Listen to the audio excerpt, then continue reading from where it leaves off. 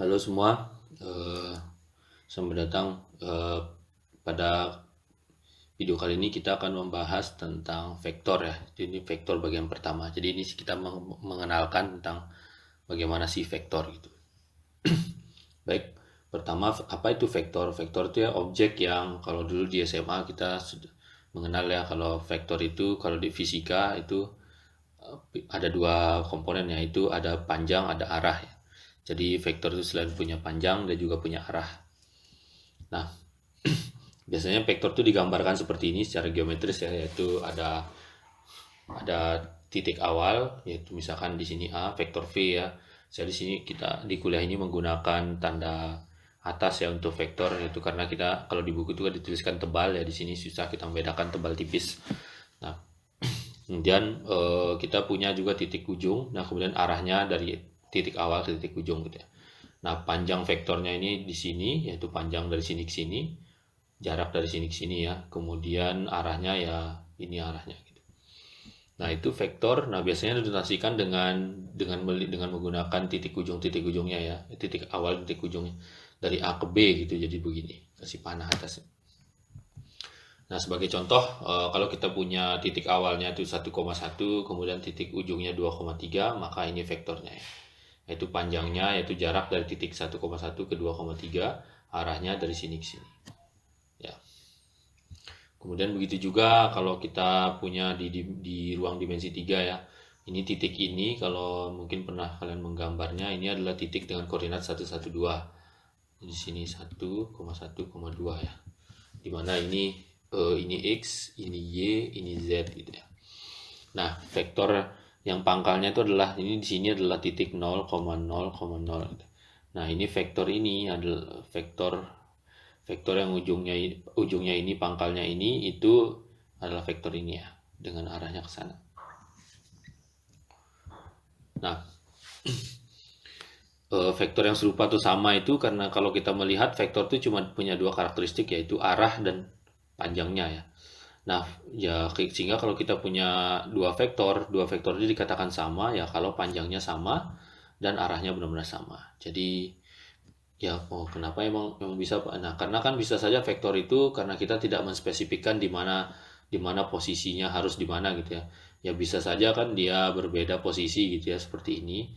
Beda titik awal, titik pangkal dan titik ujungnya.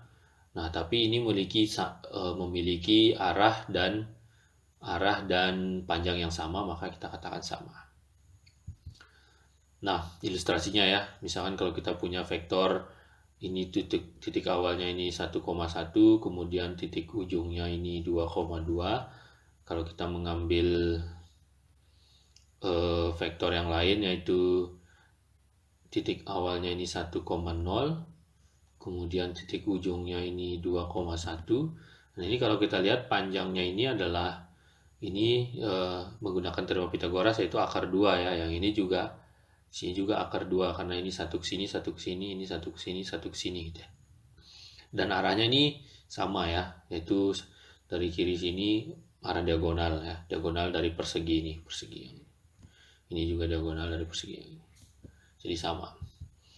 Nah, kita juga bisa melihat penjumlahan vektor ya. Itu kalau kita punya vektor U dan V, ya bisa saja V-nya itu berada di tempat yang lain ya. Misalkan di sini V-nya. Nah, tapi saat kita ingin menjumlahkan dua vektor, kita harus meletakkan vektor. Salah satu caranya itu adalah cara mudahnya sih ya, sehingga kita bisa melihat interpretasi geometrisnya, yaitu dengan menempelkan kedua titik pangkal dari vektornya. Ya seperti ini. Misalkan V-nya saya tempelkan di sini. Nah, bagaimana cara menjumlahkannya? V-nya itu kita geser ke atas, jadi seperti ini. Dan ini vektor V yang sama, karena kan meskipun posisinya berbeda, dia memiliki arah dan panjang yang sama. Jadi ini adalah vektor V juga. Nah, penjumlahannya itu adalah kita narik dari sini ke sini. Ya, ini penjumlahannya ya. Jadi dari ujungnya U sampai pangkalnya V gitu ya. Dari pangkalnya U sampai ujungnya V. Itu kita tarik, maka ini adalah vektor U tambah V. Kemudian kita juga bisa melihat bahwa kita juga bisa menggeser vektor U ini ya ke ujung sini. Jadi kita dapat begini. Nah, kalau kita hitung V ditambah U, itu juga hasilnya yang ini. Nah, sehingga kita bisa punya bahwa penjumlahan dua vektor itu berlaku ini. Yaitu dalam hal ini adalah sifat komutatif ya. Nah, jadi yang ini biasanya disebut sebagai aturan jajar genjang biasanya untuk menghitung penjumlahan vektor. Negatif dari satu vektor, jadi kalau kita punya vektor V katakan gitu ya, ke arah sini, maka negatifnya itu tinggal kita buat arah berlawanan, yaitu ke belakang. Kalau dia ke atas, ini ke bawah. Kalau dia ke bawah, buat ke atas gitu ya. Nah, kemudian syarat kedua adalah harus panjangnya sama. Jadi kalau misalkan ini panjangnya A, maka di sini juga harus panjangnya A gitu ya. Jadi ini cuma berlawanan arah. Itu namanya negatif dari satu vektor. Kemudian kita bisa definisikan pengurangan dari vektor ya. Pengurangan dari vektor bisa kita hitung dengan cara ya penjumlahan tapi dengan negatifnya gitu ya.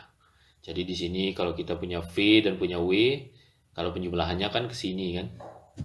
Nah, tapi karena di sini kita mengurangkan, maka kita ambil negatif dari V ke kiri, kemudian kita jumlahkan, yaitu penjumlahan dari ini dan ini ya. Ya tinggal kita copy aja W-nya ke sini, maka kita akan dapat ini hasil penjumlahannya. Atau kita copy V-nya, minus V-nya ke sini, maka kita akan dapat ini hasil penjumlahan.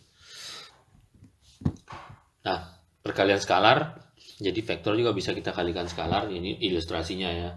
Ini vektor V-nya, kalau kita kalikan setengah, itu jadi ini, kalikan min 1 jadi ini. Aturan umumnya bagaimana? Aturan umumnya adalah kalau kita punya K anggota bilangan real ya, ya ini biasanya kita sebut sebagai skalar, yaitu ya biasanya kalau dulu di fisika SMA itu skalar itu adalah apa namanya, objek yang hanya memiliki nilai ya, tidak memiliki arah. Itu bedanya dengan vektor. Nah, dalam hal ini kita ambil misalkan skalarnya, kita ambil saja bilangan real. Nah, panjang KV yaitu K dikalikan vektor V itu adalah K dikalikan panjang dari mutlak K dikalikan panjang dari V-nya. Itu contoh panjang dari vektor V ini, misalkan vektor V yang ini panjangnya 1, maka setengah V ini panjangnya setengah ya. Kemudian min 1V ini panjangnya sama dengan panjang V juga, yaitu 1. Ini 2 kali panjang V, ini 3 kali panjang V, tanpa melihat negatifnya karena di sini kita ambil mutlak ya. Kemudian yang berbeda adalah kalau kita punya pengalinya itu negatif, maka harus berlawanan arah karena kan ada negatifnya ya. Contoh kalau ini ke sini, ini negatif 1-nya ke sini, negatif 3-nya ke bawah. Kalau positif K-nya maka searah dengan V, cuma berbeda panjangnya saja.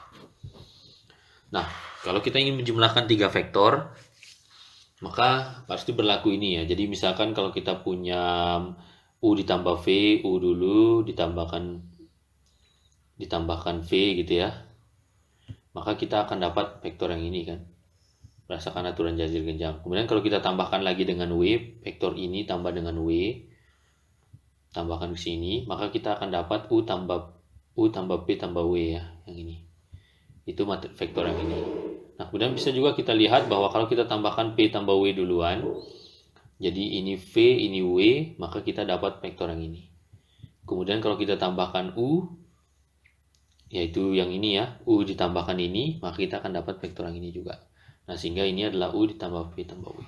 Nah, sehingga dari observasi itu kita bisa melihat bahwa persamaan ini berlaku ya, yaitu kalau kita jumlahkan dulu U dan P-nya baru ditambahkan dengan W, itu sama dengan kita jumlahkan dulu P dan W-nya baru ditambahkan dengan U. Nah, ini biasanya disebut sebagai asosiatif ya, sifat asosiatif. Nah, kemudian sekarang kita coba melihat lebih detail, yaitu di vektor di R2, R3 dan Rn ya. Di sini kita coba lihat bagaimana menuliskan vektornya dan bagaimana mengoperasikannya dengan lebih konkret. Kalau tadi kan cuma kita menggunakan aturan, kalau penjumlahan perkalian kita cuma bisa melihat secara geometris. Nah, sekarang bagaimana kalau kita ingin melakukannya secara aljabar, yaitu dengan melakukan sesuatu terhadap koordinatnya. Nah, sebelum itu kita ingat dulu bahwa R2 itu, R pangkat 2 itu, biasanya R2 singkatnya ya, itu adalah sebenarnya himpunan yang isinya ini ya, jadi tuple AB di mana A dan B-nya itu bilangan real. Atau kalau digambar ini kan adalah seperti begini ya, jadi koordinat kartesius gitu ya. Nah, itu juga kalau R3 ya, kalau ini 2, ini 3 ya berarti ada 3 bilangan di sini, ini 3 tuple di mana semuanya itu entry-nya itu adalah bilangan real juga. Nah, kalau kita gambar nih koordinatnya jadi begini ya, dimana biasanya ini X, ini Y, ini Z biasanya ya, bisa saja berbeda kalau mau ya. Ini kesepakatannya begini. Nah, kita bisa juga perumum ya, melihat apa namanya, melihat interpretasi geometri, yaitu dengan memperumum jadi Rn. Jadi bisa saja, dan ini tentu saja karena ini n, maka tentu saja ada n entry di sini, yaitu A1 sampai AN, di mana semuanya itu anggota bilangan real. Ya. Seperti itu. Nah, cara kita menuliskan vektor, katakanlah di R2 contohnya ya. Di R2 itu kalau kita punya suatu vektor di Rn ya, kita menuliskannya tuh dia titik pangkalnya itu adalah titik 0,0 ya. Kemudian titik ujungnya ya ini ya, tinggal melihat koordinatnya ini, dan ini adalah titik ujungnya. Dan karena kita punya titik pangkalnya 0,0, jadi cukup diwakili oleh titik ujungnya, maka biasanya vektor V itu dituliskan sebagai titik ujungnya ini yang sebelah sini ya. Nah ini ada keuntungannya kita menuliskan begini, nanti kita lihat. Kemudian di R3 juga sama, jadi kita punya titik pangkalnya ini adalah 0,0,0 di sini, yaitu titik pangkalnya di sini. Dan ini titik ujungnya adalah P1, P2, P3, yaitu datang dari ini P1-nya di X di sini, ini di sini persis di sini. Kemudian P2-nya itu persis di sini, dan P3 itu persis di sini. Jadi kalau kita ingin menggambar di mana posisi titik P1, P2, P3, caranya itu adalah kita gambar kubus ya. Jadi kubus kita naik ke sini, kemudian kita ke sini, turun ke sini, ini, terus ke sini. Nah, baru kita di pojok kanan inilah, di pojok inilah yang disebut sebagai titik yang dimaksud ya. Nah, dan sama ini kalau kita ingin menuliskan vektor V, maka kita cukup diwakili oleh titik ujungnya ini, yaitu P1, P2, P3. Nah, secara umum kalau kita punya vektor di Rn, maka kita bisa menuliskan seperti ini ya. Ini tentu saja titik pangkalnya pasti 0 semuanya, ada sebanyak n ya. Nah, dengan masing-masing entry-nya itu adalah bilangan real. Nah, salah satu keuntungan menuliskan vektor seperti itu adalah kita bisa lebih mudah melihat koordinatnya ketika kita diberikan dua vektor dengan titik pangkal yang tidak 0,0, vektor yang titik pangkalnya itu tidak 0,0 ya. Contoh gini, misalkan titik pangkalnya itu adalah P1 ini, kemudian titik ujungnya adalah P2 ini, maka kita bisa menuliskan koordinatnya itu adalah V itu, titik ini adalah vektor dari P1 ke P2 ya. Jadi ini ingat tadi notasinya, kalau A ke AB maka A ke B gitu ya. Notasinya begini, dan ini cukup dengan melihat selisihnya. Jadi B1 kurang A1, B2 kurang A2, BN kurang AN gitu ya. Seperti itu. Jadi ujung kurang pangkal gitu ya, ujung kurang pangkal. Nah, dan bisa dilihat bahwa kalau kita gambar dua vektor ini, jadi vektor yang titik awalnya ini dan titik ujungnya ini, dengan vektor V yang ini, yang titik pangkalnya adalah 0, 0, 0, itu akan sama. Yaitu sama dalam artian arahnya sama dan panjangnya sama ya. Jadi sehingga ini mempermudah kita melihat. Jadi kalau kita punya dua vektor yang ingin dijumlahkan, ya tinggal ditempel aja di 0, 0, 0, kan jadi lebih mudah. Dan kemudahan-kemudahan lainnya. Nah, sebagai ilustrasi, kalau kita punya vektor ini yang melalui titik P1, ini melalui titik ini titik ujungnya ini, maka ini vektornya ya. Nah, koordinatnya itu adalah selisihnya ya, yaitu X2 min X1, Y2 min Y1 ya. Nah, kenapa bisa itu selisihnya? Karena di sini begini ya. Jadi vektor yang titik ujungnya P1 itu adalah yang ini. Kemudian vektor yang titik ujungnya P2 itu adalah ini. Nah, kalau kita hitung selisih antara vektor yang ini dengan vektor yang ini, maka kita dapat ini selisihnya gitu ya. Karena kan ini tambah ini sama dengan ini, sehingga kalau ini dikurangi ini itu sama dengan yang ini. Maka masuk akal kalau kita melihat ini X2 min X1, Y2 min Y1 gitu. Nah, operasi vektor yang lain adalah misalkan diberikan dua vektor yang ini di Rn ya, tentu saja ini di Rn ya, n-nya bisa berapa, 1, 2, 3, 4 dan seterusnya gitu.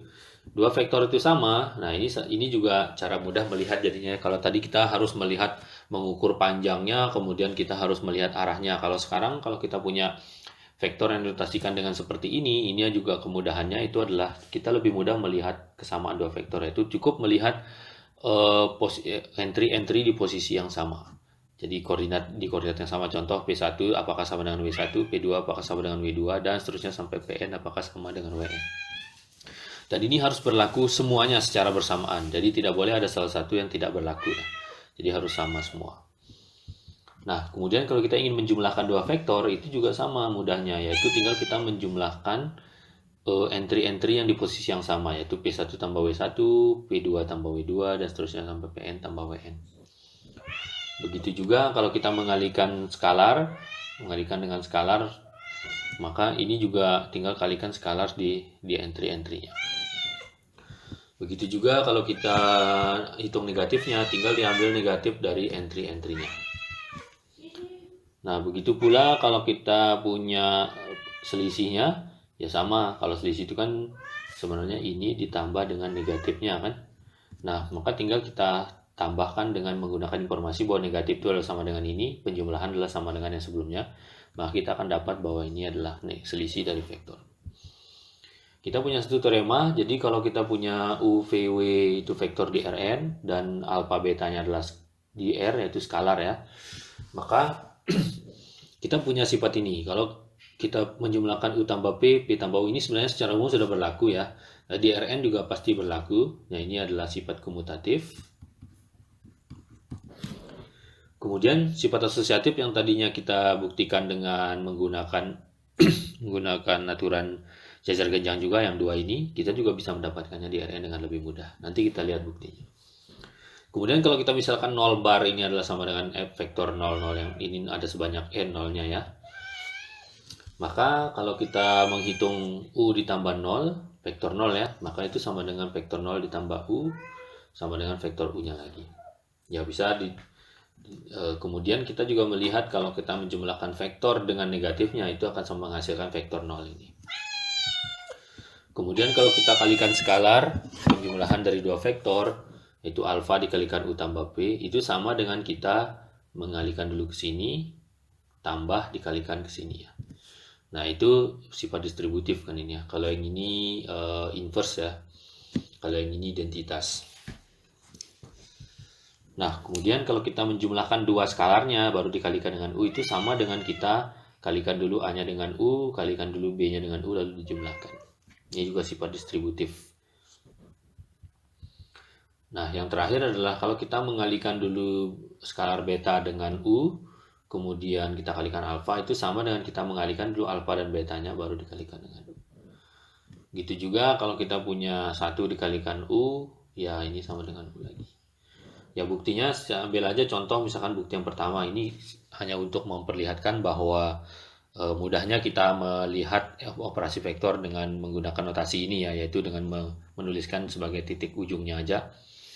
Nah, dengan menuliskan koordinatnya seperti ini, nah sehingga kita bisa yang tadinya secara geometri, yaitu dengan menggunakan aturan jajar genjang, katakan kalau penjumlahan, nah itu kita bisa melihatnya dengan aljabar dengan cara begini. Misalkan U tambah P itu tinggal kan kita menjumlahkan entry di koordinat yang sama ya. Kemudian berdasarkan bilangan real, sifat bilangan real kan ini kan bilangan real ini. Ini anggota bilangan real, ini semua anggota bilangan real gitu. Nah, kalau kita tahu bahwa di bilangan real itu berlaku sifat komutatif, yaitu kita bisa membalik jadi ini. Jadi P1 tambah U1, Pn tambah Un gitu ya. Nah, akibatnya kalau kita lihat berdasarkan definisi, ini adalah sebenarnya P ditambah U ya. Nah, kita bisa lihat bahwa di sini lebih mudah kita melihat penjumlahan ya. Dan operasi-operasi lain juga lebih mudah dengan menggunakan notasi seperti ini. Nah, ini adalah salah satu keuntungan dari cara pandang aljabar. Nah, kemudian teorema 2 kita bisa lihat bahwa kalau kita punya V vektor di Rn dan alfa anggota ini, untuk bukti yang lain bisa dicoba ya, untuk bukti yang lain dengan cara yang serupa. Maka kita punya bahwa 0 skalar ya dikalikan satu vektor V itu akan menghasilkan vektor 0 ya. Yaitu karena kan setiap entry-nya dikalikan dengan 0, maka akan kita dapatkan vektor 0. Kemudian kalau kita punya suatu skalar apapun dikalikan dengan vektor 0, ya vektor 0 ini kan entry-nya 0 semua. Jadi kalau dikalikan dengan alfa, setiap entry-nya itu akan 0 juga. Jadi tetap akan menghasilkan vektor 0. Kemudian yang terakhir adalah kalau kita kalikan min 1 dikalikan vektor V, maka itu akan sama dengan negatif dari vektor V-nya. Ya, buktinya kita bisa melihat misalkan bagian C ya. Jadi kan min 1 kali V, vektor V itu kan adalah sama dengan mengalihkan min 1 di setiap koordinatnya. Sedangkan ini adalah sama dengan negatif kan, negatif dari P1. Nah, sedangkan ini udah definisi, ini adalah negatif dari vektor V. Nah, bisa dilihat bahwa ini sangat mudah ya, melihat negatif dan lain-lain itu lebih mudah. Ya, bagian AB-nya bisa dicoba. Nah, kemudian yang terakhir, yang konsep yang penting juga adalah kalau kita punya R vektor ya, ada P1, P2 sampai PR di Rn, maka kita bisa menghitung ini, vektor ini, yaitu vektor W itu didapat dengan skalar K1 kalikan P1 ditambah skalar K2 dikalikan P2, dan seterusnya skalar KR dikalikan VR. Nah, vektor W ini disebut sebagai kombinasi linear dari vektor P1, P2 sampai PR dengan koefisien K1 sampai KR. Jadi ini namanya kombinasi linear ya. Nah, seperti itu. Ya, kita lihat aja contohnya. Misalkan kita punya vektor di R4 ya, yaitu P dan W, yaitu ini P-nya, ini W-nya.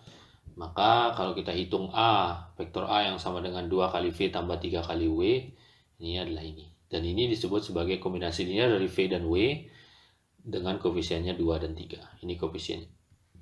Ya, koefisiennya tidak harus bulat, bisa saja pecahan dan lain-lain. Pokoknya bilangan real. Jadi koefisiennya itu anggota bilangan real ya. Namanya skalar kan di bilangan real. Jadi hasilnya ini. Jadi itu kombinasi linear tadi. Mungkin itu saja. Terima kasih atas perhatiannya. Sampai ketemu di video selanjutnya.